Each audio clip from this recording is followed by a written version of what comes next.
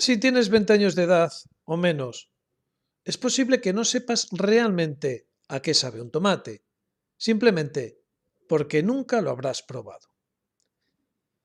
Bienvenidos al Arrecife. Si pudiéramos viajar en el tiempo 100 años atrás y probáramos la comida, es posible que no quisiéramos regresar. Y es que en el último medio siglo, el sabor de los alimentos simplemente ha desaparecido.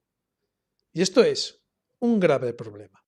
El sentido del gusto es mucho más importante para el organismo de lo que pensamos, ya que más allá de identificar los distintos sabores, texturas y temperaturas de lo que ingerimos, cumple una misión mucho más importante, yo diría que vital: cuidar de nuestra salud.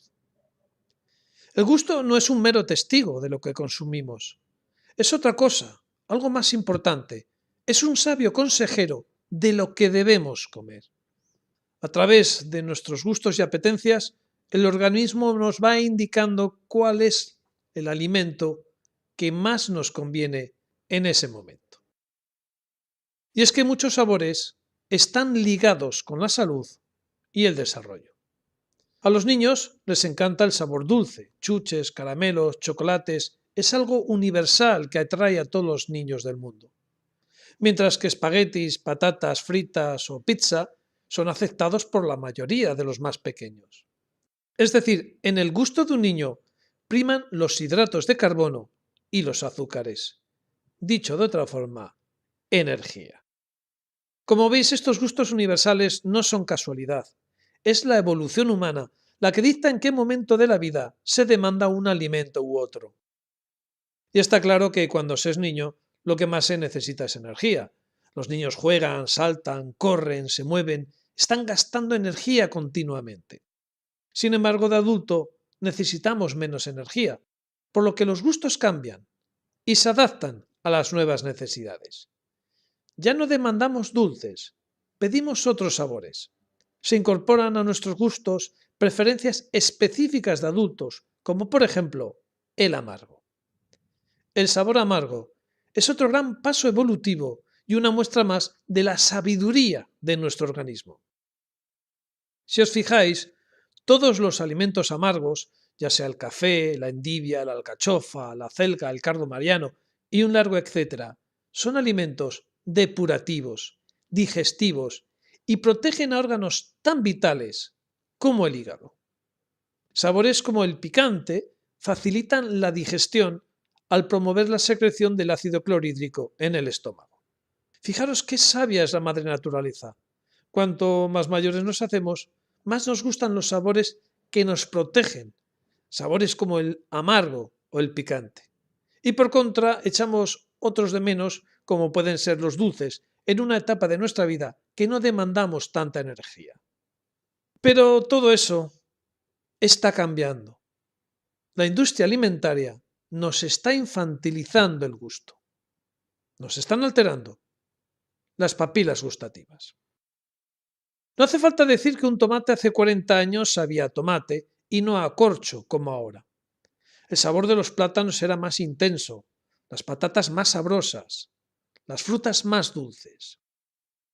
Si aterrizáramos en un hipotético viaje en el tiempo a principios del siglo pasado y comiéramos esa comida, tendríamos en la boca toda una explosión de sabores. Nada que ver con esta uniformidad a la que nos vemos castigados a diario. Pero ¿cómo hemos llegado a este punto? Pues como probablemente os estaréis imaginando, por lo de siempre, la codicia. Hace 100 o 60 años, dependiendo de la zona, las carnes y cultivos tenían sabor. Pero la sobreexplotación empezó cosecha a cosecha a quitar sabor a los alimentos. Una hectárea de cultivo de nuestros días produce 10 veces más que otra equivalente del siglo pasado. Y eso solo se consigue de una sola forma: sobreexplotación. Pero, ¿qué es la sobreexplotación y, sobre todo, por qué afecta al sabor de los alimentos? Pues la sobreexplotación no es otra cosa que no respetar los ciclos naturales.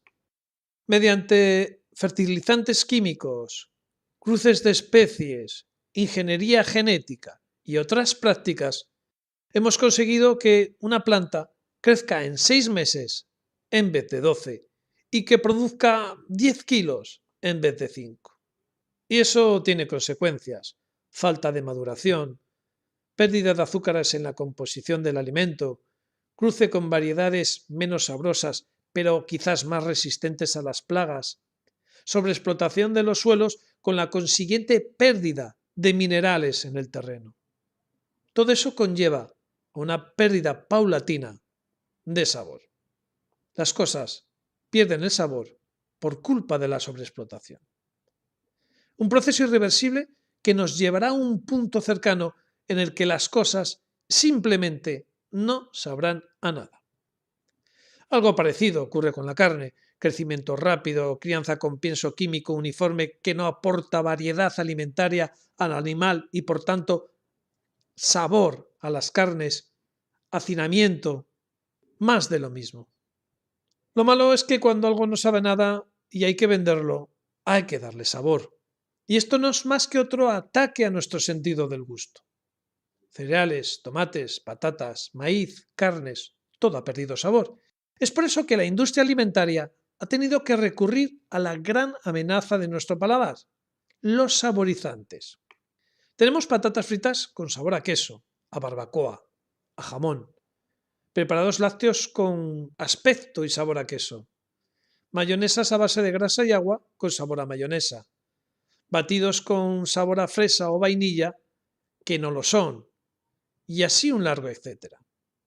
Todo esto se consigue con sabores artificiales.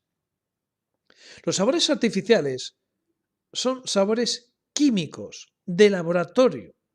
Al contrario de lo que la gente piensa, no son extractos de alimentos o plantas.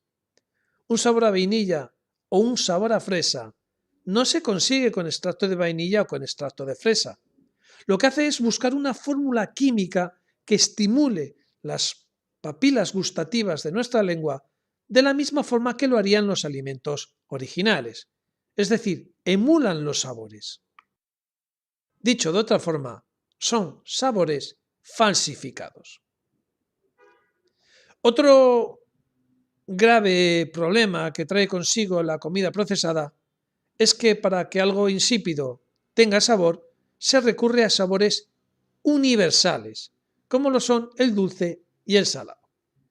Se recurre tanto a esta fórmula que se está atrofiando otras papilas gustativas menos comerciales, pero vitales para nuestra salud, como el área gustativa amarga.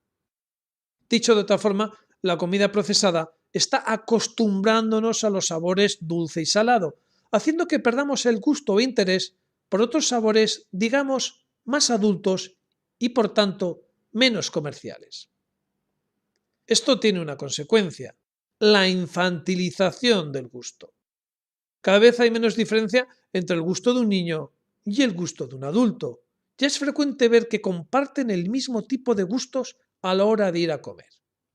Algo que desde luego viene muy bien a las grandes cadenas de producción alimentaria, pero muy mal algo que ha costado miles de años conseguir a través de la evolución humana, que no es otra cosa que el sabor adecuado para el momento adecuado de nuestra vida. Si esto sigue así, de aquí a pocas décadas, perderemos el sentido del gusto. Nada más, espero que esta información la compartáis con vuestra gente para que entre todos creamos conciencia. Os espero, como siempre, aquí, en el Arrecife.